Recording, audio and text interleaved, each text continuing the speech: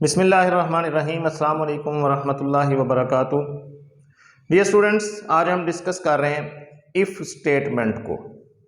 If जो है ये सिलेक्शन स्ट्रक्चर है और आज हमने देखना है कि इफ़ स्टेटमेंट हम प्रोग्राम में किस तरह लगाते हैं और क्या क्या चीज़ें इसमें हमें मद्देनज़र रखना होती हैं, किस तरह इसकी कंडीशन की जजमेंट करते हैं और एसोसिएटेड कोड कैसे लिखते हैं।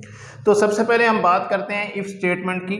इफ़ स्टेटमेंट का अगर हम स्ट्रक्चर देखें तो इसमें सबसे पहले इफ़ लिखा जाता है और इफ़ के बाद हम एक कंडीशन लिखते हैं। इस कंडीशन का रिजल्ट दो हो सकते हैं, ये कंडीशन ट्रू होगी या फिर ये कंडीशन फॉल्स होगी। अगर ये कंडीशन ट्रू है तो एसोसिएटेड कोड वो स्टेटमेंट या वो कोड्स जो इफ़ स्टेटमेंट के नीचे लिखे हुए हैं इनको हम कहते हैं एसोसिएटेड कोड। तो ये उसी सूरत में एग्जीक्यूट होंगे अगर इफ़ स्टेटमेंट की कंडीशन ट्रू होगी। अगर कंडीशन फॉल्स होगी तो ये नीचे लिखे गए कोड जो हैं ये एग्जीक्यूट नहीं होंगे, स्टेटमेंट्स एग्जीक्यूट नहीं होंगी। अब इसमें सबसे पहली चीज़ हमने देखनी है कि कंडीशन हम कितनी तरह से लिख सकते हैं, किस तरह की कंडीशन हमें नज़र आ सकती हैं।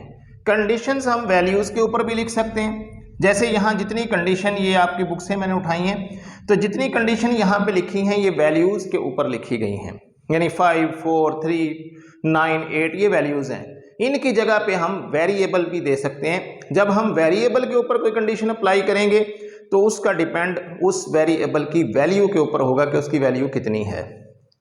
तो अब यहाँ पे सबसे पहले हम देखते हैं कि यहाँ पर सबसे पहले लिखा गया है 5। अब 5 के साथ कोई ऑपरेटर नहीं है, जस्ट वैल्यू है। और जब इस तरह का काम होगा कि आपके सामने सिर्फ वैल्यू आएगी तो उसके ट्रू और फॉल्स होने के लिए जो हम चेक करेंगे वो उसकी वैल्यू को करेंगे। अगर तो उसकी वैल्यू 0 है तो हम उसे फॉल्स समझेंगे। अगर उसकी वैल्यू 0 के अलावा कोई और है, यानी 1 से लेकर 9 या कोई और वैल्यू जो है जो 0 नहीं है, नॉन ज़ीरो जिसे हम कहते हैं, तो नॉन ज़ीरो वैल्यू है तो हम उसको ट्रू कहेंगे। तो यहाँ पे देखें कि 5 की वैल्यू क्या होती है, 5 होती है। लाजमी बात है कि 0 तो नहीं है, तो नॉन ज़ीरो वैल्यू है, इसलिए ये ट्रू कहलाएगा। यानी अगर किसी इफ़ कंडीशन में आपने इफ़ के बाद यूँ लिख दिया 5 तो इसके नीचे वाली स्टेटमेंट्स एग्जीक्यूट हो जाएंगी, क्योंकि 5 को नॉन ज़ीरो यानी कि ट्रू माना जाएगा। इसी तरह अगर आपने कंडीशन में लिख दिया 5 + 4 यानी 5 और 4 को ऐड किया जाए, या इसकी जगह पे आपने दो वेरिएबल लिख दिए। फॉर एग्जांपल हमारे पास एक वेरिएबल है a और ये है 4 और दूसरा हमारे पास वेरिएबल है b और इसमें वैल्यू है 5, तो आप कंडीशन यूँ लिख देते हैं a + b इफ़ के अंदर, तो तब भी ये और ये चीज़ एक ही है। यानी अगर वेरिएबल होंगे तो वेरिएबल की वैल्यू को कंसीडर करेंगे और अगर वैल्यूज़ डायरेक्टली लिखी हुई हैं तो डायरेक्टली उनका जो भी ऑपरेशन होगा वो करवाया जाएगा। तो 5 + 4 जब हम करते हैं तो हमारे पास आंसर क्या आता है, 9। अब 9 0 है नहीं, 9 जो है ये नॉन ज़ीरो है, तो इसलिए इसको भी क्या समझा जाएगा, ट्रू समझा जाएगा।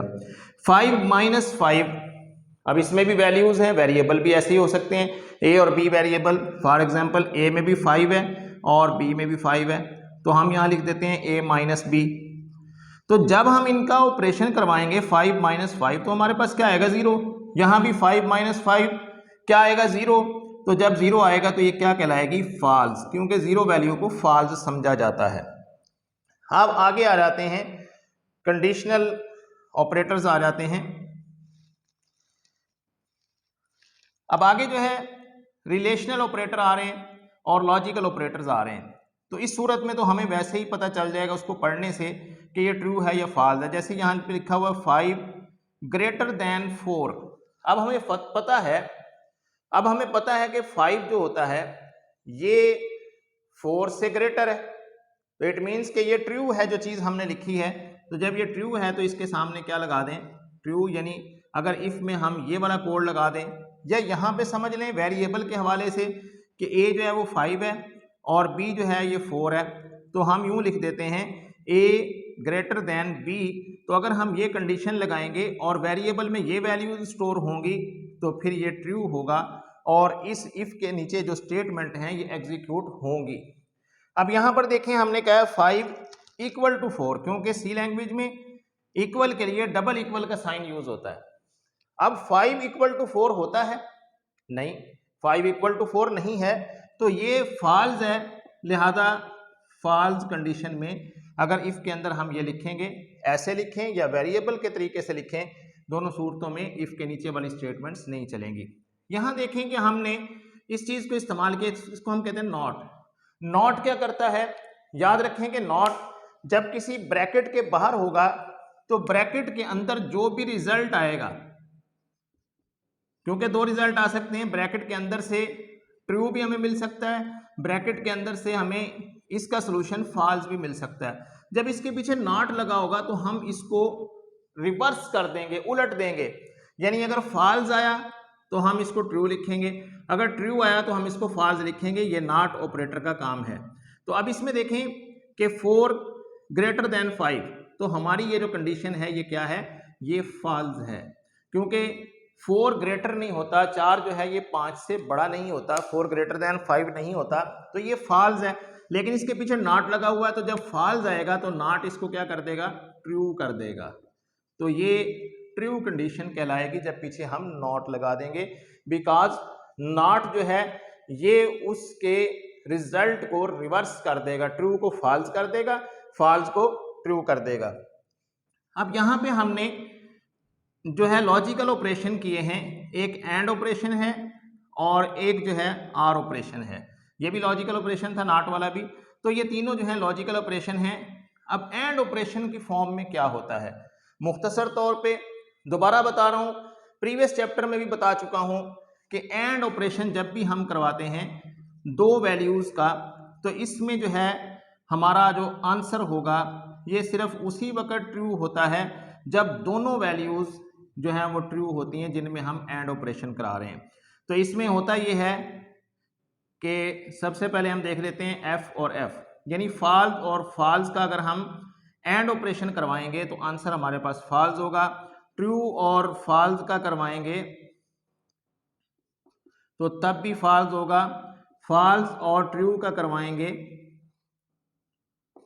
तो तब भी हमारे पास फॉल्स होगा। सिर्फ उस सूरत में आंसर हमारा ट्रू होगा जब इसके दोनों साइड पर जो स्टेटमेंट्स होंगी वो ट्रू होंगी, तो हमारा आंसर ट्रू होगा। ये हमने एंड ऑपरेशन में देखा था प्रीवियस चैप्टर में। अब यहाँ पर देखें ये एंड ऑपरेशन है, इधर हम कह रहे हैं 5 ग्रेटर देन 4, तो ये हमें ट्रू नज़र आ रहा है, और इधर हम देखें तो 10 लेस देन 9, ये हमें फॉल्स नज़र आ रहा है। तो जब ट्रू और फॉल्स का एंड ऑपरेशन करवाएंगे तो ट्रू और फॉल्स का एंड ऑपरेशन फॉल्स वैल्यू देता है, इसलिए ये फॉल्स होगा। अगर हम इसको इफ़ के अंदर लिख दें तो तब इफ़ के नीचे वाली स्टेटमेंट्स नहीं चलेंगी, बिकॉज ये फॉल्स है। इसी तरह से यहाँ पे हम आर ऑपरेशन की बात कर रहे हैं, तो आर ऑपरेशन में हमने देखा था कि जब भी हम आर ऑपरेटर का यूज़ करते हैं तो अगर जो है फॉल्स और फॉल्स के दरमियान हम आर ऑपरेटर लगाते हैं तो आंसर फॉल्स होगा, फॉल्स और ट्रू के दरमियान लगाते हैं तो ट्रू होगा, ट्रू और फॉल्स के दरमियान लगाते हैं तो तब भी ये क्या होगा? ट्रू होगा, ट्रू और ट्रू के दरमियान लगाते हैं तो तब भी ये ट्रू होगा। तो ये है हमारे पास आर ऑपरेशन। अब इसको हम देख लेते हैं, 5 ग्रेटर देन 4 ट्रू है, 9 लेस देन 10 जो है ये भी ट्रू है। तो ट्रू और ट्रू के दरमियान आर ऑपरेशन करवाएंगे तो वैल्यू हमारे पास क्या आएगी? ट्रू आएगी। तो ये हमारे पास स्टूडेंट तरीका था कि अगर कंडीशन लगी हुई है तो हम उसको जज कर सकें क्या ये ट्रू वैल्यू देगी या ये कंडीशन हमें फॉल्स वैल्यू देगी।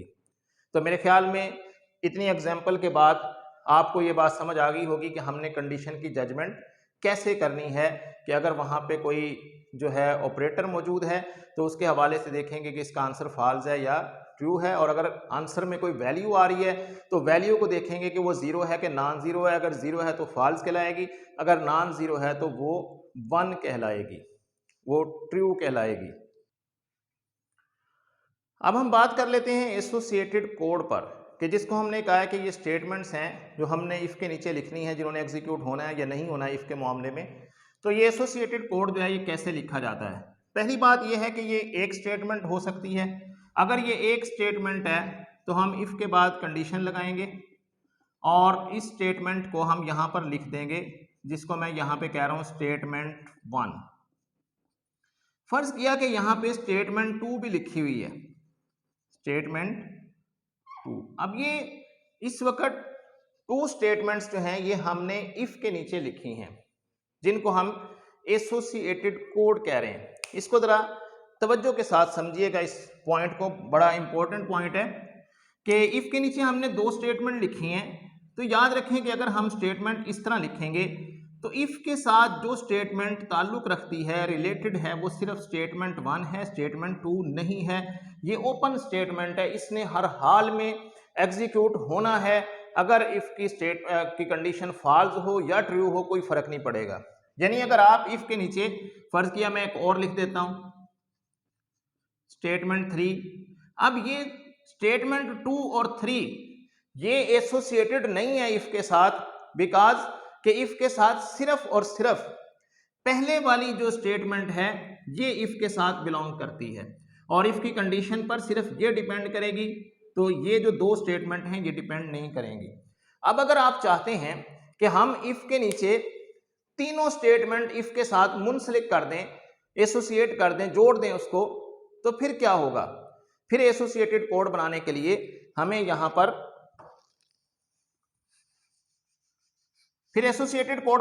हमें यहां पर कर्ली ब्रैकेट्स का यूज करना पड़ेगा, यानी ब्रेसेस लगानी पड़ेंगी इस तरह से।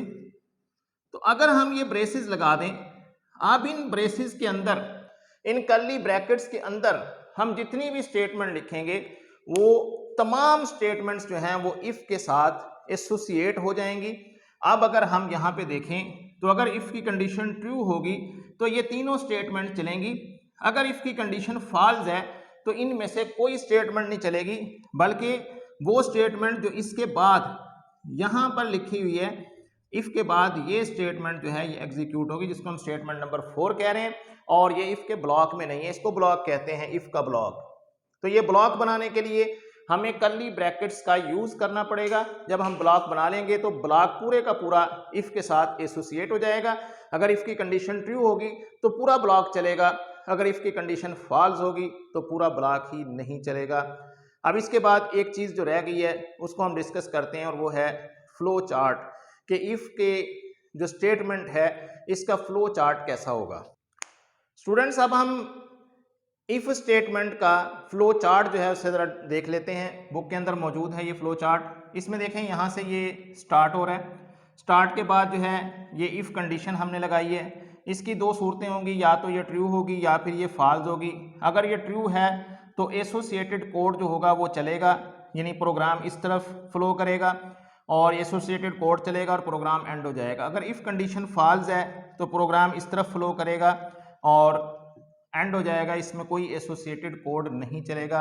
ये फ्लो चार्ट भी आपने रेडी कर लेना है, तो इसको भी पेपर में जो है पूछ लिया जाता है कि इसका फ्लो चार्ट बनाएं इफ़ कंडीशन का।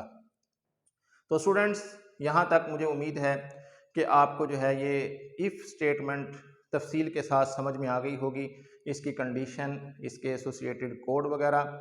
और इसके साथ एक बात ये कि इसके जो भी एग्जाम्पल कोड या प्रोग्राम टाइम जो हैं ये बुक के अंदर मौजूद हैं, ये भी मैं जल्द अपलोड कर दूंगा।